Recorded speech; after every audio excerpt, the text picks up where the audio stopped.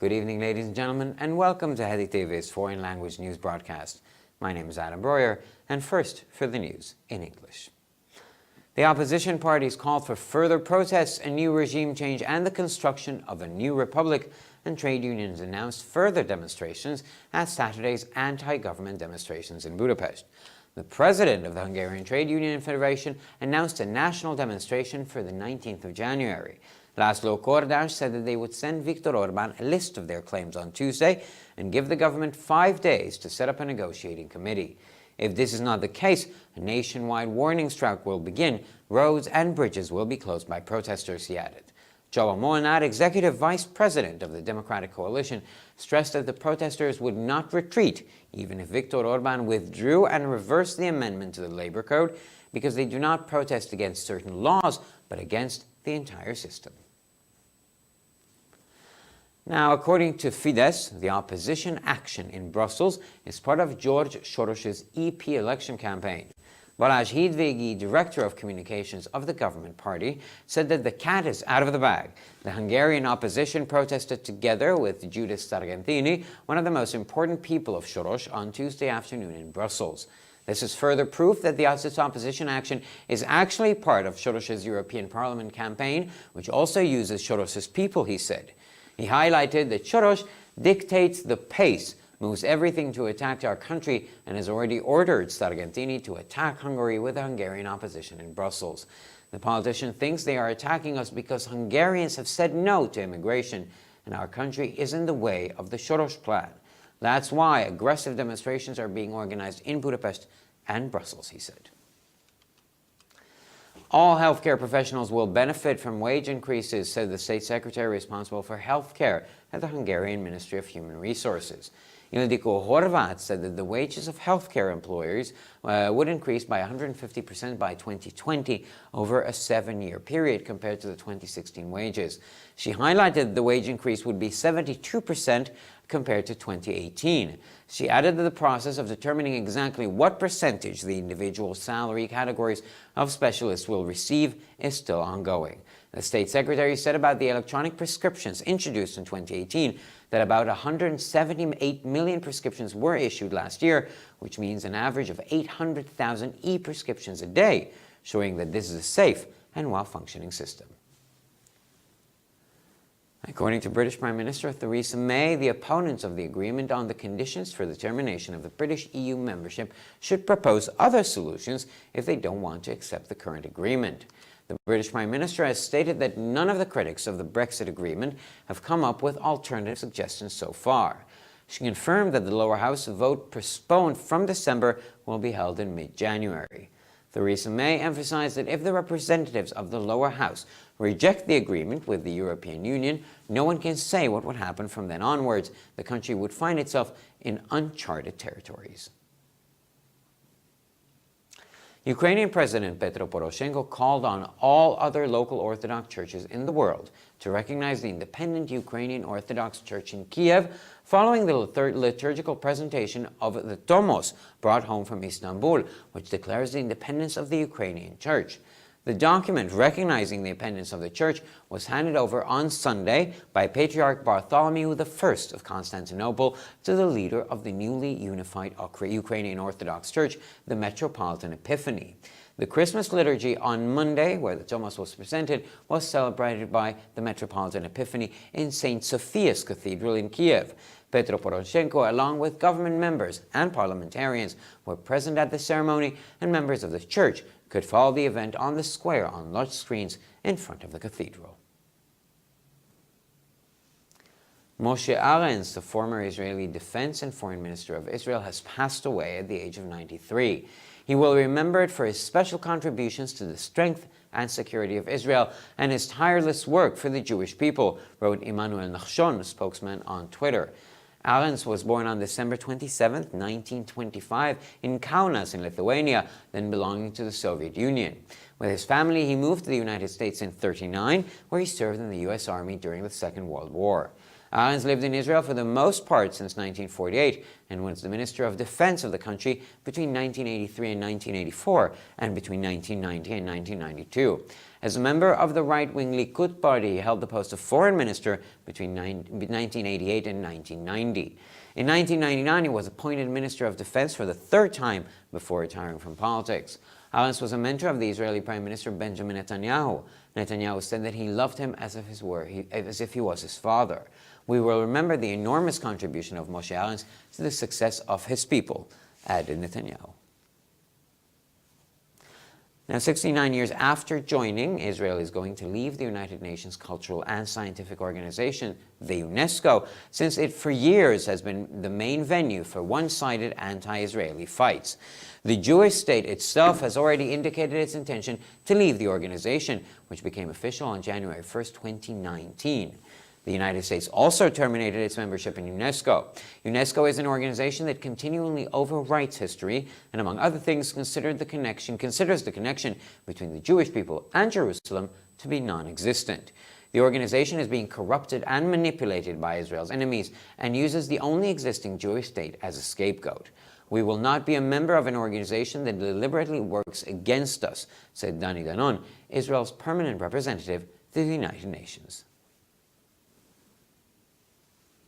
The Israeli army launched an investigation to determine what caused the sudden detachment of the canopy of an F-15 fighter aircraft at 30,000 feet altitude last Wednesday during a training flight.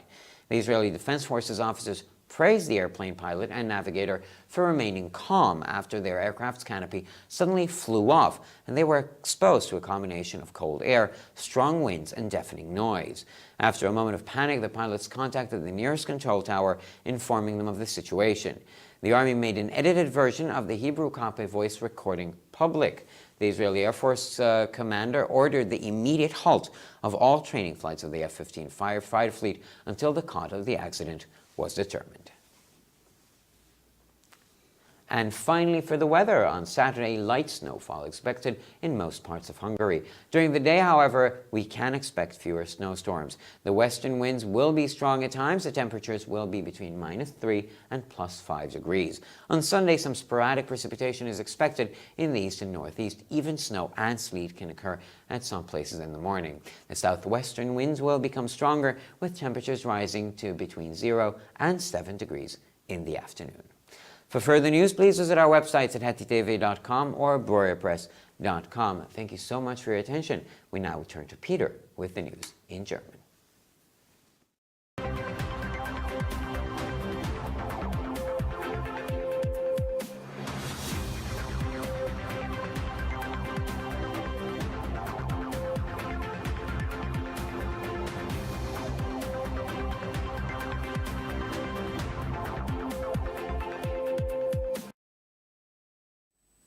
Schönen guten Abend, liebe Zuschauer. Mein Name ist Peter Gerlosch und nun zu den Nachrichten auf Deutsch. Auf der Demonstration gegen die Regierung in Budapest am Samstag forderten die Oppositionsparteien weitere Proteste, einen erneuten Regimewechsel und den Aufbau einer neuen Republik, und die Gewerkschaften kündigten weitere Demonstrationen an. Der Präsident des ungarischen Gewerkschaftsbundes kündigte eine nationale Demonstration für den 19. Januar an. László Korda sagte, dass sie Viktor Orbán am Dienstag eine Liste ihrer Forderungen schicken und der Regierung 5 Tage Zeit geben werden, um ein Verhandlungskomitee einzusetzen. Wenn dies nicht geschieht, wird ein landesweiter Warnstreik beginnen und die Straßen und Brücken werden von Demonstranten gesperrt, fügte er hinzu. Csaba Molnár, Vizepräsident der Demokratischen Koalition, betonte, dass die Protestierenden sich nicht zurückziehen würden, selbst wenn Viktor Orbán die Änderung des Arbeitsgesetzbuches zurückziehen und rückgängig machen würde, weil sie nicht gegen bestimmte Gesetze, sondern gegen das gesamte System protestieren. Laut Fidesz ist die Oppositionsaktion in Brüssel Teil des EP-Wahlkampfes von George Soros. Balázs Hídvégi, Kommunikationsdirektor der Regierungspartei, sagte, die Katze sei aus der Tasche, protestierten die ungarischen Opposition zusammen mit Judith Sargentini, einer der wichtigsten Menschen von Soros, am Dienstagnachmittag in Brüssel. Dies ist ein weiterer Beweis dafür, dass diese Oppositionsaktion tatsächlich Teil der EP-Kampagne von Soros ist, bei der auch die Leute von Soros zum Einsatz kommen, sagte er. Er hob hervor, dass Soros, das Tempo diktiert, alles unternimmt, um unser Land anzugreifen und hat bereits Sargentini befohlen, Ungarn zusammen mit der ungarischen Opposition in Brüssel anzugreifen. Der Politiker glaubt, dass sie uns angreifen, weil die Ungarn Nein zur Einwanderung gesagt haben und unser Land dem Soros-Plan im Weg steht. Deshalb werden in Budapest und Brüssel aggressive Demonstrationen organisiert. Alle Fachleute des Gesundheitswesens werden von Lohnerhöhungen profitieren, sagte die für das Gesundheitswesen zuständige Staatssekretärin im ungarischen Ministerium für Humanressourcen. Ildikó Horváth erklärte, dass die Löhne der Fachleute im Gesundheitswesen sich bis 2022 um 150% im Vergleich zu den Löhnen im Jahr 2016 erhöht werden. Sie hob hervor, dass dies eine Gehaltserhöhung von 72% bis 2022 im Vergleich zu 2018 bedeuten würde. Sie fügte hinzu, dass der Prozess der genauen Bestimmung des Prozentsatzes, den die einzelnen Gehaltskategorien von Spezialisten erhalten werden, noch nicht abgeschlossen ist. Die Staatssekretärin sagte zu den 2018 eingeführten elektronischen Rezepten, dass im letzten Jahr etwa 178 Millionen Rezepte erlassen wurden, was durchschnittlich 800.000 E-Rezepte pro Tag bedeutet. Dies zeigt, dass dies ein sicheres, gut funktionierendes System ist. Laut Theresa May sollten die Gegner der Vereinbarung über die Bedingungen der Aufhebung der britischen EU-Mitgliedschaft oder Brexit andere Lösungen vorschlagen, wenn sie die derzeitige Vereinbarung nicht akzeptieren wollen.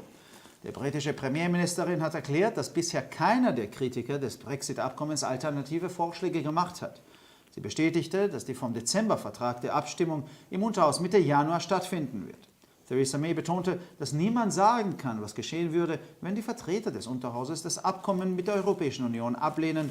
Das Land wird sich nämlich in einem Neuland befinden. Der ukrainische Präsident Petro Poroschenko rief alle anderen lokalen orthodoxen Kirchen der Welt dazu auf, die unabhängige ukrainische orthodoxe Kirche in Kiew anzuerkennen, nachdem der aus Istanbul nach Hause gebrachte Tormusch, der die Unabhängigkeit der ukrainischen Kirche erklärt, während einer Liturgie präsentiert wurde. Das Dokument zur Anerkennung der Unabhängigkeit der ukrainischen Kirche wurde am Sonntag von Bartholomäus I., dem Patriarchen von Konstantinopel, an den Metropoliten der neu vereinigten ukrainischen orthodoxen Kirche, Epiphanius, übergeben. Die Weihnachtsliturgie am Montag, an der der Tormusch präsentiert wurde, wurde von Epiphanius in der St. Sophia-Kathedrale in Kiew zelebriert. Petro Poroschenko war zusammen mit Regierungsmitgliedern und Parlamentariern an der Zeremonie anwesend und viele Mitglieder der Kirche konnten das Ereignis auf dem Platz vor der Kathedrale auf großen Bildschirmen verfolgen. Moshe Arens, ehemaliger israelischer Verteidigungs- und Außenminister Israels, ist im Alter von 93 Jahren verstorben. Er wird für seinen besonderen Beitrag zur Stärke und Sicherheit Israels und für seine unermüdliche Arbeit für das jüdische Volk in unserer Erinnerung bleiben, schrieb der Sprecher Emanuel Nason auf Twitter. Arens wurde am 27. Dezember 1925 in Kaunas, Litauen, geboren, das damals der Sowjetunion angehörte. Mit seiner Familie zog er 1939 in die Vereinigten Staaten, wo er während des Zweiten Weltkrieges in der US-Armee diente. Arens lebte zum größten Teil seit 1948 in Israel und war zwischen 1983 und 1984 und zwischen 1990 und 1992 Verteidigungsminister des Landes. Als Mitglied der rechtsgerichteten Likud-Partei hatte er von 1988 bis 1990 das Amt des Außenministers inne. In 1999 wurde er zum dritten Mal zum Verteidigungsminister ernannt, bevor er sich aus der Politik zurückzog. Arens war ein Mentor des israelischen Premierministers Benjamin Netanyahu. Netanyahu sagte, dass er ihn so liebte, als wäre er sein Vater. Wir werden uns an den enormen Beitrag von Moshe Arens zum Erfolg seines Volkes erinnern, fügte er hinzu. 69 Jahre nach seinem Beitritt verlässt Israel die kulturelle und wissenschaftliche Organisation der Vereinten Nationen, da die UNESCO seit Jahren der Hauptschauplatz für einen einseitigen Kampf gegen Israel ist.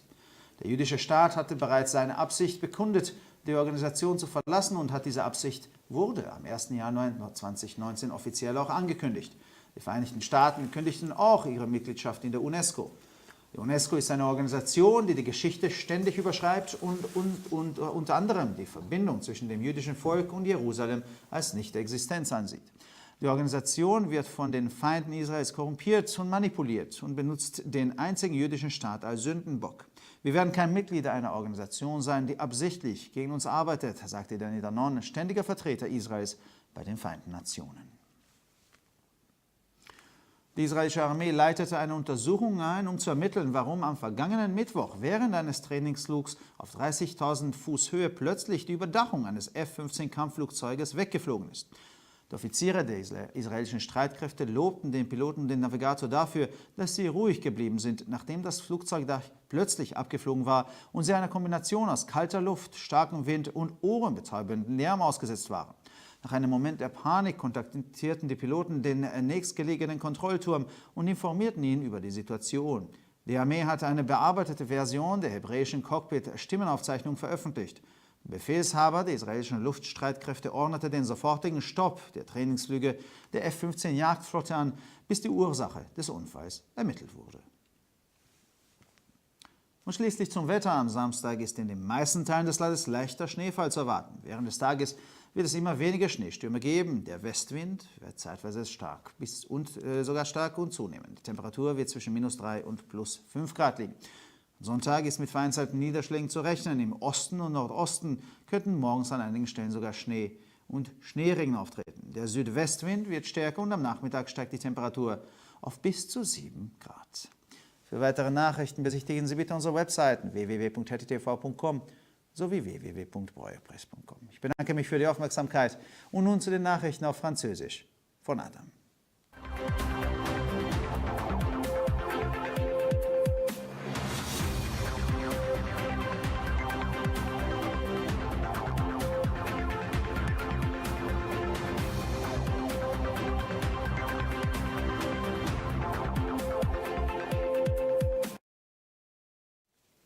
Bonsoir mesdames et messieurs et bienvenue ici sur Hati TV. Moi je m'appelle Adam Breuer et maintenant les titres en français. À Budapest, lors de la manifestation antigouvernementale de samedi, les partis de l'opposition ont invité à changer le gouvernement et à construire une nouvelle démocratie, tandis que les syndicats ont annoncé de nouvelles manifestations. En effet, le président de la Confédération des syndicats hongrois a annoncé une manifestation nationale pour le 19 janvier. László Korlás a indiqué que mardi, la liste des membres serait transmise à Viktor Orban avec un délai de 5 jours afin de permettre au gouvernement de constituer un comité de négociation. Si cela n'est pas fait, une grève d'avertissement nationale sera organisée lors de laquelle les manifestants fermeront des routes et des ponts, a-t-il ajouté. Les manifestants ne s'arrêteront pas même si Viktor Orban cède et retire la modification du Code du travail, car qu'il ne se révolte pas juste contre certaines lois, mais contre le régime dans sa globalité, a souligné le vice-président exécutif du parti DK, Csaba Molnár. Selon le Fidesz, l'action menée par l'opposition à Bruxelles fait partie de la campagne pour les élections du Parlement européen de George Soros. Le chat est sorti du sac mardi après-midi à Bruxelles. L'opposition hongroise a manifesté avec Judith Sargentini, l'une des personnes les plus importantes du réseau de George Soros, a dit le directeur de la communication du parti au gouvernement, Balázs Hidvégi. Voici une nouvelle preuve attestant que l'action de l'opposition fait en réalité déjà partie de la campagne de M. Soros pour les élections du Parlement européen dans laquelle les membres du réseau Soros sont également mobilisés, a-t-il précisé. M. Soros donne directement le rythme. Il met tout en œuvre pour attaquer notre pays. Il a déjà désigné Mme Sargentini afin de calomnier la Hongrie à Bruxelles avec l'opposition. Selon le responsable politique, la Hongrie est attaquée parce que les Hongrois ont dit non à l'immigration et que notre pays empêche la mise en œuvre du plan Soros. C'est la raison pour laquelle des manifestations violentes sont organisées à Budapest et Bruxelles, a-t-il expliqué. Tous les professionnels de la santé ne bénéficieront d'une augmentation de salaire, a annoncé la secrétaire d'État chargée de la santé du ministère des Ressources humaines. En 7 ans, d'ici 2022, le salaire des professionnels de santé sera augmenté en 7 étapes afin d'atteindre un niveau 2,5 fois supérieur à celui de 2016, a dit Ildikó Horváth. Par rapport au salaire de 2018, une augmentation de 72% est prévue d'ici 2022, a-t-elle souligné. La définition en pourcentage de l'augmentation exacte des différentes catégories de salaires est actuellement en cours, a-t-elle ajouté. Concernant les ordonnances électroniques mises en place en 2018, la secrétaire d'État a indiqué que l'année dernière, environ 178 millions d'ordonnances électroniques avaient été traitées, correspondant à 800 ordonnances 800 ordonnances par jour, ce qui montre que c'est un système fiable qui fonctionne correctement. Selon Theresa May, les opposants à l'accord de sortie des Britanniques de l'UE devraient proposer d'autres solutions s'ils ne peuvent pas accepter l'accord actuel. Or, jusqu'à présent, aucun des opposants à l'accord de sortie n'a présenté de proposition alternative, a déclaré la première ministre britannique. Elle a confirmé que le vote à la Chambre des communes, reporté en décembre, serait en tout état de cause organisé mi-janvier. Si lors de ce vote, les députés de la Chambre des communes refusent l'accord à passer avec l'Union européenne, personne ne peut pas dire quelles seraient les conséquences. Le pays se retrouvait en terrain inconnu, a souligné Theresa May. À Kiev, après avoir présenté aux fidèles, dans le cadre d'une liturgie, le Tomos, un document rapporté d'Istanbul qui consacrait l'autonomie de l'Église orthodoxe ukrainienne, le président ukrainien Petro Poroshenko a invité toutes les églises orthodoxes du monde à reconnaître l'Église orthodoxe ukrainienne indépendante. Dimanche, le parchemin a été transmis par le patriarche orthodoxe de Constantinople, Bartholomé Ier, aux dirigeants de la nouvelle Église orthodoxe ukrainienne unifiée, le métropolite l'Épiphanie. La liturgie de Noël de lundi, l'événement choisi pour la prestation du Tomos, a été célébrée par le métropolite l'Épiphanie dans la cathédrale Sainte-Sophie. Outre le président Petro Poroshenko, des membres du gouvernement et des députés parlementaires étaient présents à la cérémonie que les fidèles ont pu suivre sur des écrans installés sur la place située devant la cathédrale. L'ancien ministre israélien de la Défense puis des Affaires étrangères, Moshe Arens, s'est éteint à l'âge de 93 ans. On se souviendra de lui pour sa contribution exceptionnelle à la force et à la sécurité d'Israël et pour son travail infatigable au service du peuple juif, a écrit sur Twitter le porte-parole Emmanuel Archon. Moshe Arens est né le 27 décembre 1925 à Kaunas, à l'époque dans l'Union soviétique, la Lituanie aujourd'hui. En 1939, il a déménagé avec sa famille aux États-Unis où il a servi dans l'armée américaine pendant la Seconde Guerre mondiale. À partir de 1948, il a essentiellement vécu en Israël entre 1983 et 1984, puis entre 1990 et 1992, il a été ministre de la Défense du pays. Entre 1988 et 1990, en tant que membre du parti Likoud, il a rempli la fonction de ministre des Affaires étrangères.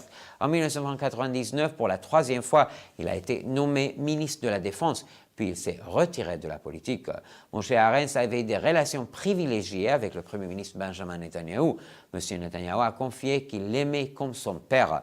Nous nous souviendrons pour toujours de l'énorme contribution de Moshe Arens à la prospérité de son peuple, a-t-il ajouté. Après son adhésion, il y a 69 ans, Israël quitte l'Organisation des Nations Unies pour l'éducation, la science et la culture, étant donné que depuis plusieurs années, l'UNESCO devient un haut lieu de la lutte contre Israël. L'État juif a déjà signalé son intention de sortie et son retrait est devenu officiel le 1er janvier 2019. Les États-Unis ont également résilié leur adhésion à l'UNESCO. L'UNESCO est un organisme qui réécrit continuellement l'histoire, notamment en effaçant le lien entre le peuple juif et Jérusalem. Il est corrompu et manipulé par les ennemis d'Israël et ne cesse de condamner l'unique État juif. Nous ne serons pas membres d'une organisation qui agit délibérément contre nous, a déclaré l'ambassadeur d'Israël auprès de l'ONU, Dani Danon. Donc l'armée israélienne a ouvert une enquête pour déterminer ce qui avait pu provoquer mercredi dernier l'arrachement de la verrière du cockpit d'un avion du combat F-15 en plein vol d'entraînement à une altitude de 30 000 pieds. Les officiers des forces de défense israéliennes ont félicité le pilote et le navigateur de l'avion pour leur sang-froid, malgré leur soudaine exposition à l'air glacial et au bruit assourdissant suite à l'arrachement soudain de la verrière. Après un bref moment de panique, les pilotes ont contacté la tour de contrôle la plus proche pour l'informer de leur situation. La version éditée de l'enregistrement radio en hébreu a été publiée par l'armée. Le responsable des forces aériennes israéliennes a ordonné l'arrêt des vols d'entraînement de la flotte d'avions de combat F-15 jusqu'à ce que la cause de l'accident soit trouvée. Et finalement, le météo samedi à l'aube, il y aura de faibles neiges dans la plupart des régions, mais pendant la journée, les chutes de neige deviendront de plus en plus rares. Le vent du nord sera vif dans plusieurs régions. ou fort par endroits. Les températures maximales sont prévues entre -3 et +5 degrés. La journée de dimanche apportera des précipitations éparses sous différentes formes. À l'est et au nord-est de la neige, un peu plus à l'ouest de la pluie mêlée de neige, de la pluie ou à certains endroits de la pluie verglacée. Le vent du sud-est sera vif dans plusieurs régions. L'après-midi, les thermomètres afficheront des températures entre 0 et 7 degrés. Pour encore plus d'actualités, rendez-vous sur nos sites internet à hdtv.com ou breuerpresse.com. Merci beaucoup pour votre attention. Et maintenant, les titres en chinois.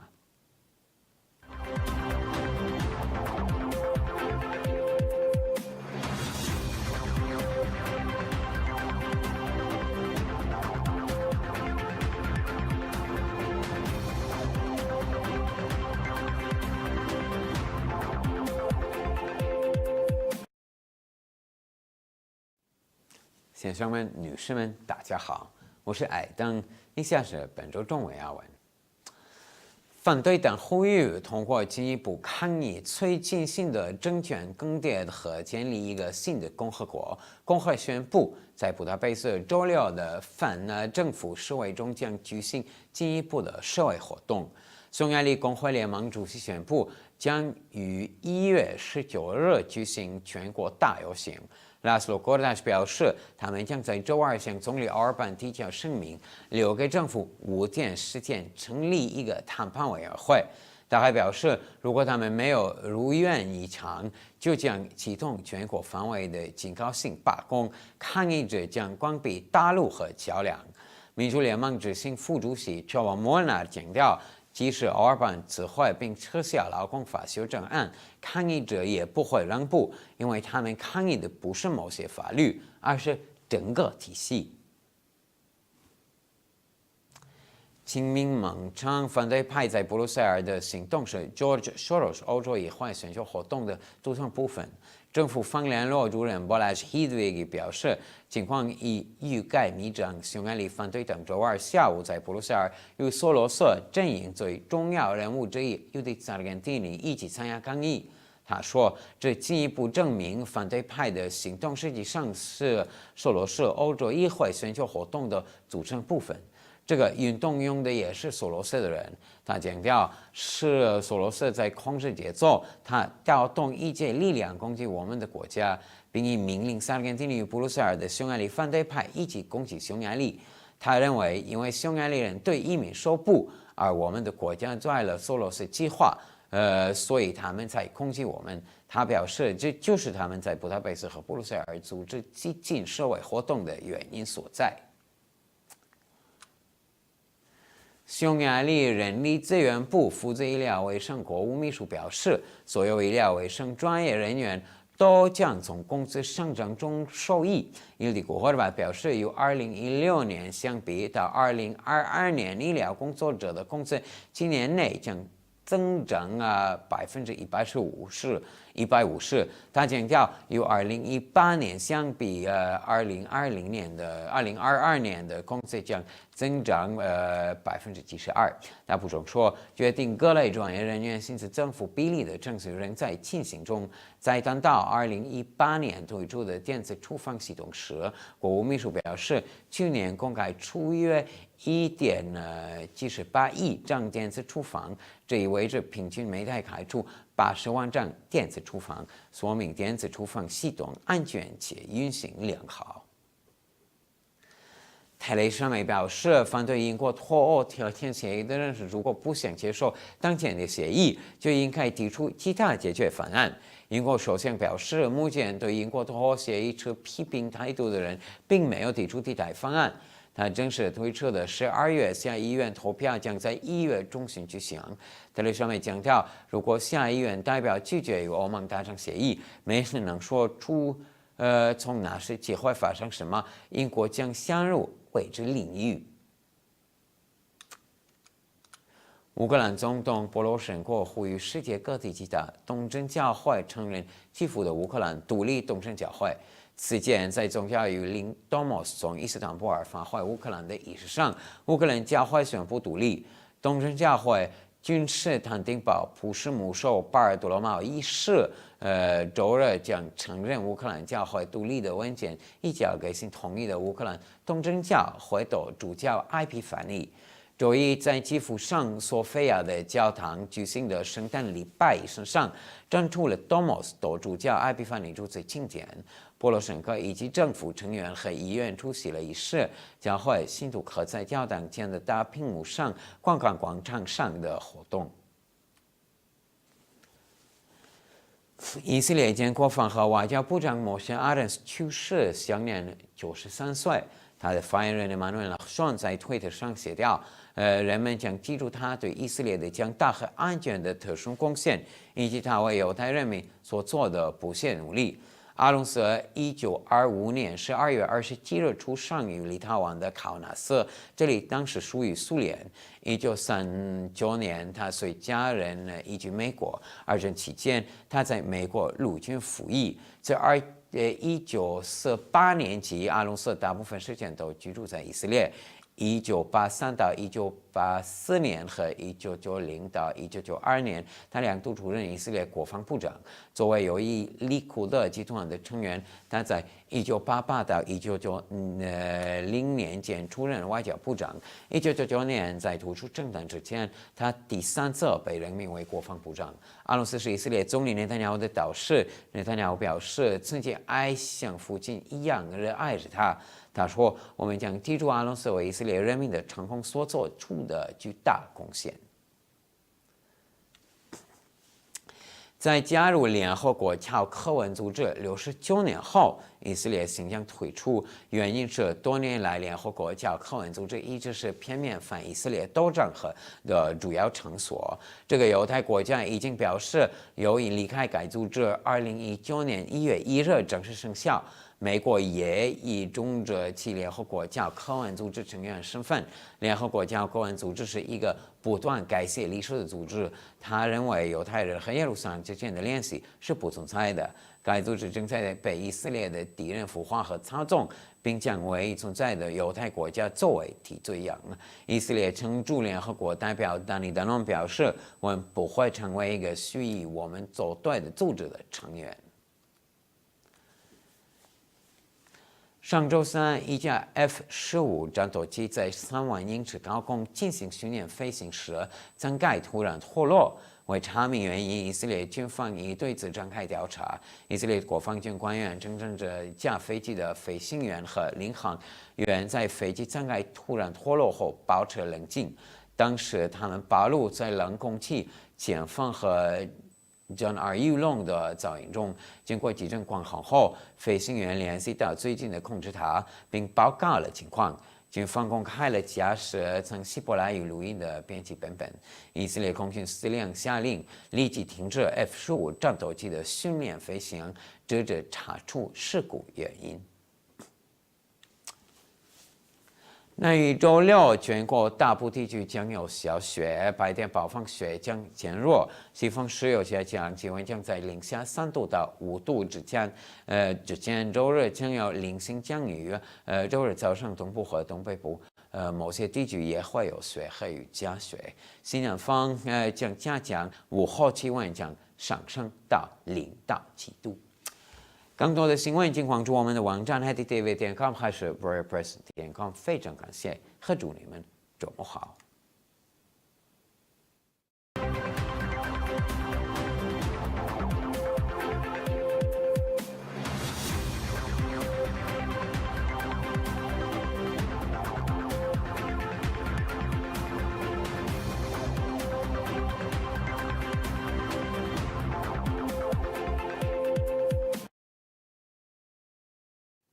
ערב טוב גבירותיי ורבותיי וברוכים הבאים לחדשות HeadTV. שמי אדם ברויר וכעת החדשות בעברית.